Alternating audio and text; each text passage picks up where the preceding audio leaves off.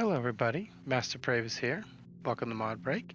And today we're going to take a look at some of the concept ships we saw during Invictus Fleet Week in the verse. First we have the G12. That is on concept sale right now. It comes in this model, which is a standard, which has the two size 1s on top and 2 seats and cargo. There's also a G12A version. The G12A version is the military version with armor and missiles and countermeasures. There's also a racing version. The racing version will come with an EMP.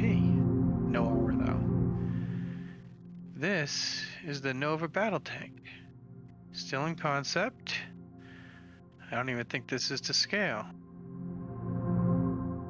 It's one of the holographic halls to show the ships that are in development right now.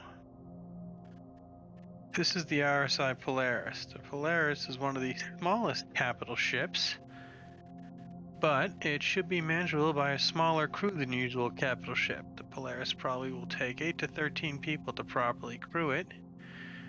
It's a torpedo boat carrying size 10 torpedoes, 28 of them I believe. Also has a fighter bay, or an explorer bay, and a lot of cargo.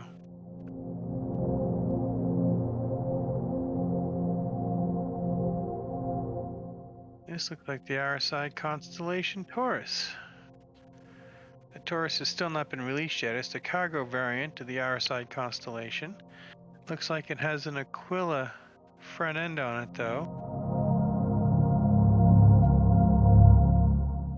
It does not have the dock P52 or P72 because the bay has been extended to give it more cargo capacity. The UEE does use those for cargo transport.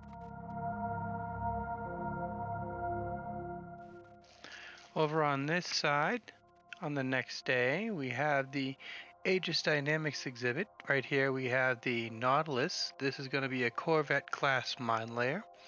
Of the capital class ships, it should have some of the smallest crew requirements.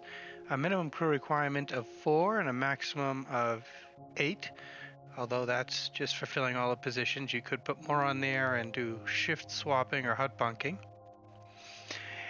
It will be able to launch mines that will be able to home in and explode, and or mount turrets that will fire. They will need restocking and refueling. You'll be able to bring them in, put them out, disassemble minefields as well as lay them. So this can have a top SCM speed of about 115 meters per second. On this side, we have the Redeemer. The Redeemer is still in reconcepting. Some people are not fans of those wacky hair curler engines, but it is going to be a high-powered gunship after the redesign. It's going to have several tides and firepower. It might be the equivalent to or better than a Connie. Next day here we have Crusader Industries, and this is the Crusader Star Runner. The Star Runner is going to be a Connie Andromeda competitor. It is going to have light firepower, good speed for small jump points. It's going to be a data runner as well as a small cargo shipper.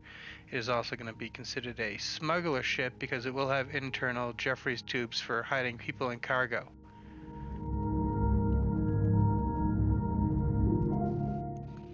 It has gotten a little thicker since the original concepting as we see now, but it still looks really good and it does look asymmetrical.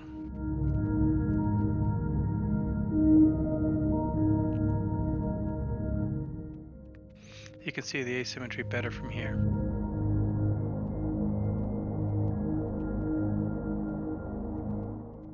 There should even be a room with a hollow chest deck. On the other side, we're going to have the Hercules. This is going to be the C2 Hercules Starlifter. This is a transport for people and vehicles. It has drive-on, drive-off capability for vehicles and can even handle the largest vehicles, the Tonk and the Ballista. It's also a commercial ship. When you go into any of the stations and planet-side spaceports and you see commercials, you'll be taking these C2 transports. Right here we have the rear view of the ramp that will come down and allow you to drive on. This ship should take a small crew, max of 2 people. So if you only have you and a buddy and you want to do some shipping, people, crates, vehicle, here is your commercial transport. There's also the M2 variety. The M2 is the military version. It's armored and heavier, but otherwise should have the same capability for lifting. There is also the A2 Hercules. The A2 is the bomber version. Over here on this side, we have the Drake Vulture.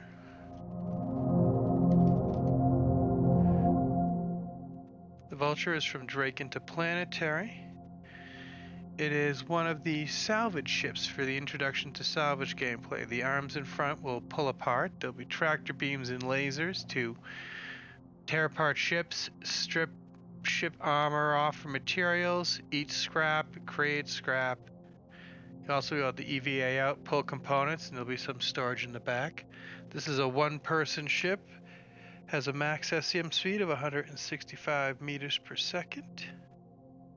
Has cargo space for 12 SCU. It is the small industrial version.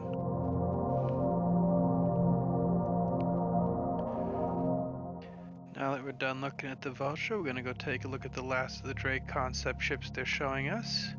This is the Drake Corsair. The Drake Corsair is the exploration variant of the Drake line. First off, at the end of that giant asymmetrical wing there, that's a parking sensor.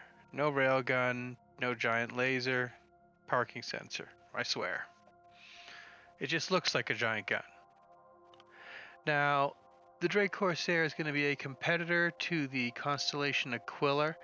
It should have extended senses. In the back here, there's going to be a ramp so it can take a vehicle or a cargo. You also get a good view of the asymmetry of the wings. The large wing on the right will swing up for landing. On the back, on top, you'll see there's one of the defense turrets. On the side here, you see one of the side turrets. There's a matching one on the other side.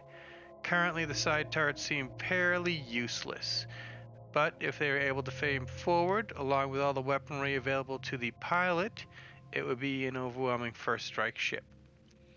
I expect people in the illegal lines of business will use this to lurk off common spaceways, use their extended range sensors to search for cargo ships and targets of opportunity, jump in, launch a barrage of initial strikes, and then help liberate any cargo that survives. This has a crew of about 4 people. They all have their own rooms. Very nice job with this ship. Drake should be lightly armored, but how lightly armored can a ship that size be?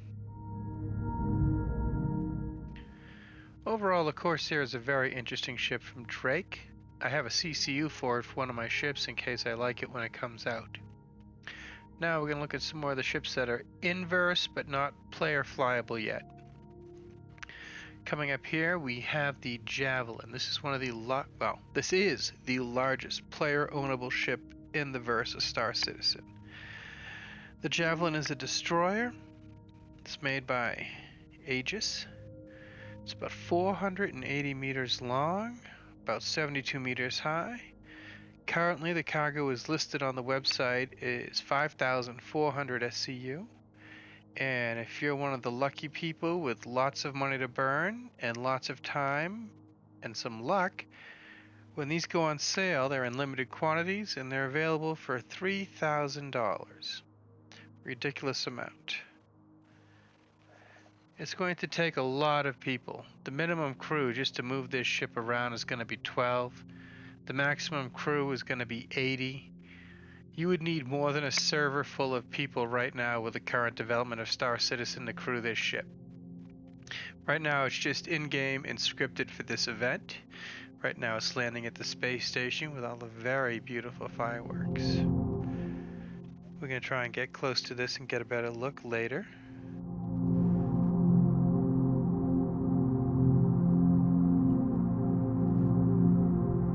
Look at the size of that thing.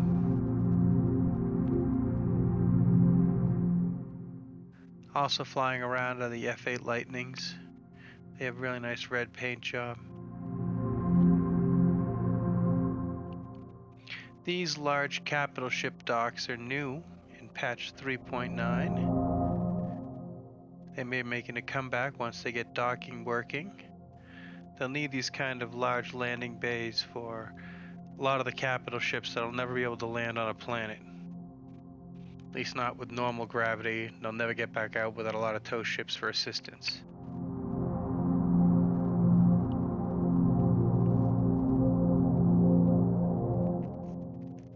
Now, from the RSA website, the Javelin is in production and currently being built and tested for implementation. And here is one of their tests. It's designed for and used by the UEE military. The Javelin is a massive, modular capital ship that can be appropriated for entrepreneurial use. Honestly, I can't see an entrepreneurial reason to use something this large. It has a detailed interior, plenty of modular room options, high crew capacity. The Javelin is a ship that has made a name for itself in a variety of roles.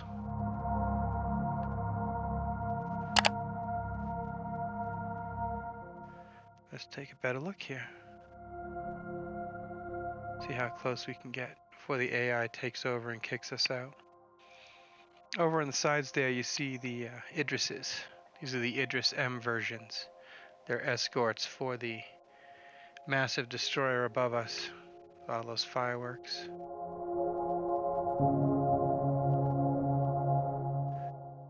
Aside from the other capabilities of this ship, for anti-capital ship combat, the Idris sports 32 size 12 torpedoes. You're going to be launching things the size of small spaceships at other capital ships. Along its sides, it has 11 size 6 turrets, and it has 2 anti-capital ship weapons size 8, top and bottom.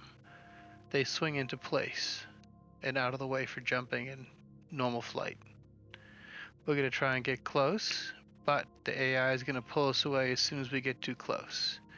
Once the AI takes over, we'll say goodnight and goodbye.